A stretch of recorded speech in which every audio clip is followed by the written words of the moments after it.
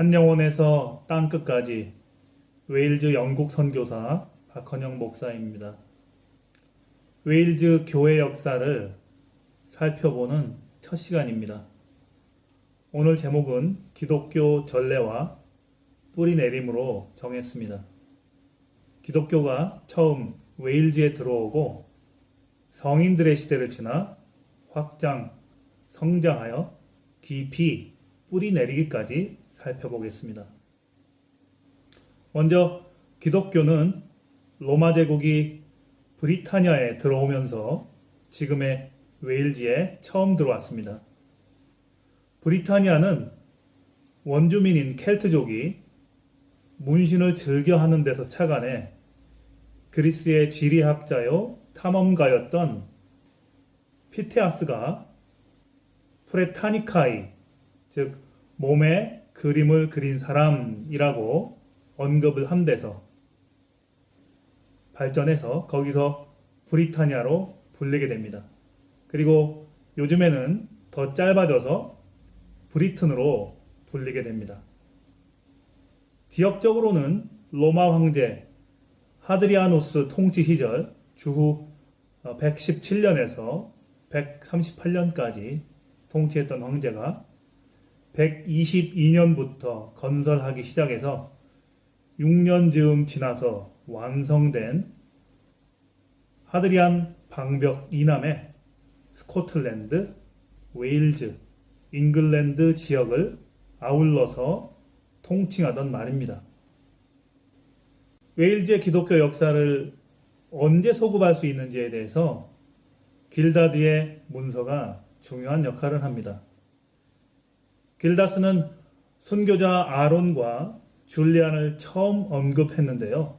그들은 아마도 디오클레티안 황제의 박해 시기 주후 303년경에 순교한 것으로 보입니다.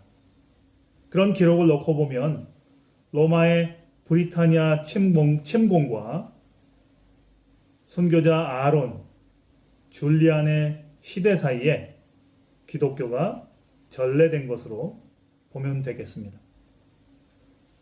그리고 이후 주후 410년 게르만족이 로마를 침공하면서 로마 제국은 더 이상 북방의 섬나라 브리타니아까지 신경 쓸 여력이 없어지고 철수를 하게 됩니다. 이후 웨일즈 기독교는 5세기 말과 6세기 동안의 강화와 확장의 기간을 보냅니다. 이 시기에 비로소 웨일즈와 웨일즈인의 국가가 처음으로 뚜렷한 독립체로 역사에 등장하며 성인들의 시대가 시작됩니다. 이런 성인들이 웨일즈 교회의 기초를 마련했던 시기를 말합니다.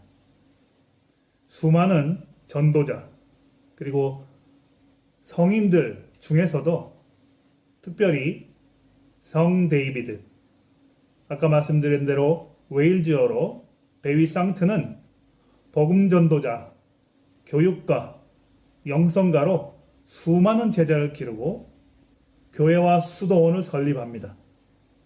그는 웨일즈의 수호 성인으로 웨일즈인들은 성 데이비드가 펜브록셔에 설립했던 수도원 자리에 성 데이비드 대성당을 세우고 또한 매년 3월 1일을 웨일즈 공휴일로 지정해서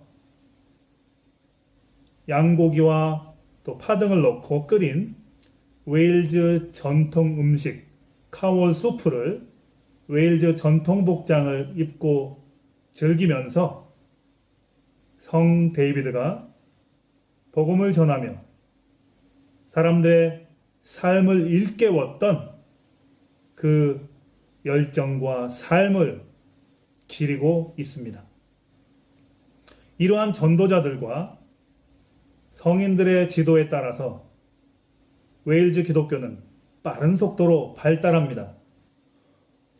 597년 브리튼의 베네딕트 수도사였고 잉글랜드의 사도로 불리는 캔터베리에 어거스틴이 도착합니다.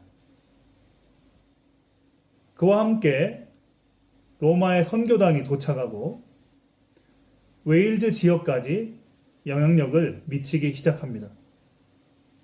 하지만 그 뒤에도 웨일즈인들과 웨일즈 교회는 자율성을 보호하고 지켜낼 정도로 충분히 뿌리내리고 강해졌습니다.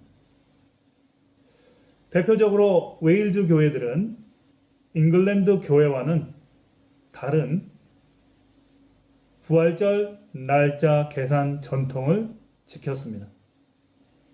잉글랜드 교회는 로마 가톨릭 교회의 부활절 날짜 계산 전통을 따라서 춘분 첫 만월 첫 번 주일을 부활절로 지켰습니다. 하지만 웨일즈 교회는 달랐습니다. 웨일즈 교회는 요한복음 19장 14절에 기록한 니산월 또는 아비월 14일을 기준으로 부활절을 계산하여 지켰습니다. 즉 춘분을 지나고 초승달이 뜨는 날이 니산월 또는 아비벌 1일이 됩니다. 그리고 첫 번째 보름달이 뜨는 14일이 6월절이고 그날을 부활절로 지켰습니다. 좀 복잡하시죠? 부활절 날짜 계산이 웨일즈 교회와 그리고 잉글랜드 지역 교회 사이에 논쟁이 지속되다가 주 768년이 되어서 웨일즈 교회는 잉글랜드 교회, 즉 서방 로마 카톨릭 교회의 전통에 따른 날짜에 부활절을 지키게 됩니다. 이러한 부활절 논쟁은 8세기까지도 웨일즈의 복음을 전하며 웨일즈인들을 일깨웠던 수많은 전도자, 성인, 믿음의 선조들이 웨일즈인들과 웨일즈 교회에 끼친 선한 영향력이 지속되어서 웨일즈의 마음과 문화에 지울 수 없는 영향을 남겼다는 것을 증명해 줍니다. 그 영향은 오늘 현재도 이어지고 있습니다. 웨일즈 전역에 복음을 전하며 사람들을 일깨웠던 전도자, 성인들의 이름을 간직하고 있는 600여 곳이 넘는 수많은 웨일즈 지명이 이를 증명합니다.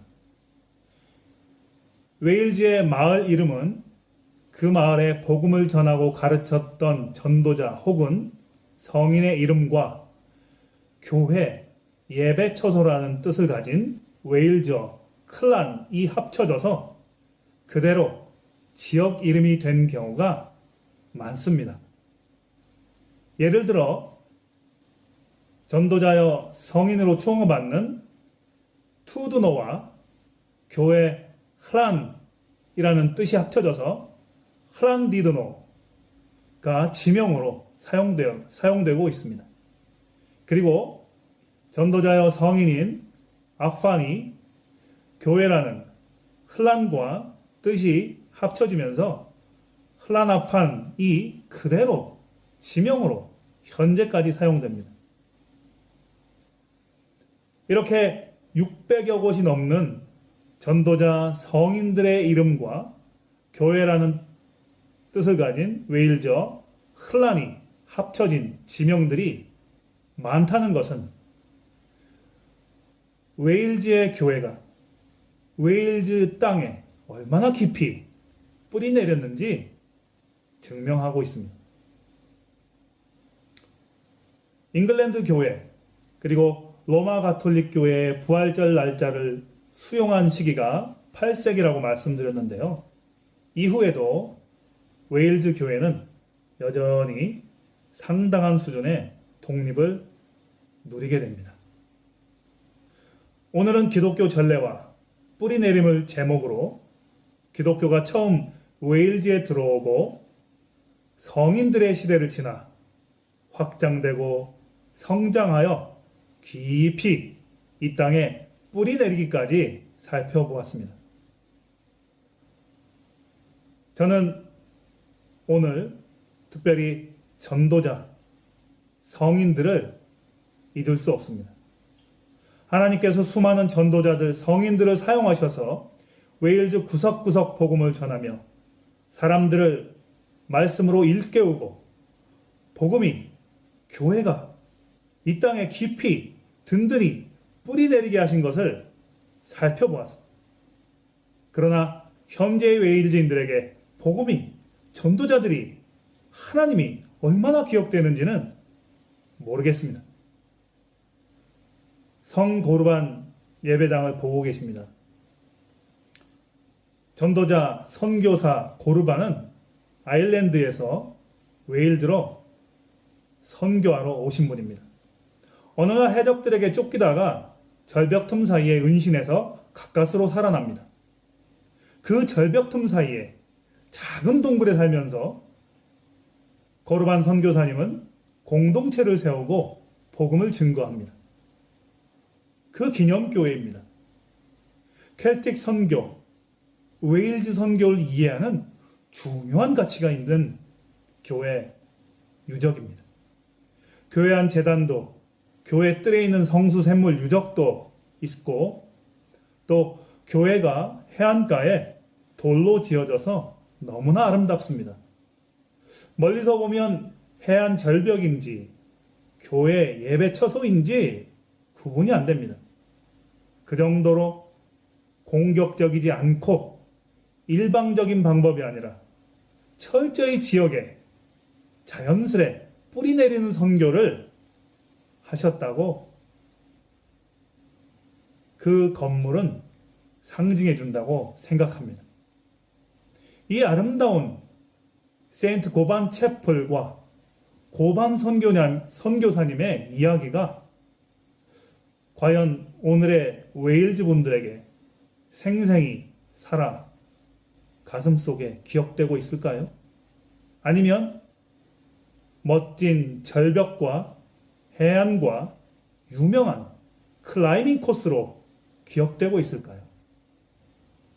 하나님께서 다시 사랑하는 웨일즈 분들의 눈을 열어서 웨일즈 구석구석을 복음화시켰던 전도자, 성인들의 시대를 보게 하시고 다시 이 땅 웨일즈를 구석구석 복음으로 채우려는 열망과 그리고 기도를 하는 사람들을 일으키시고 다시 복음으로 이 땅을 꽃피우게 하시기를, 그리고 그날을 소망합니다.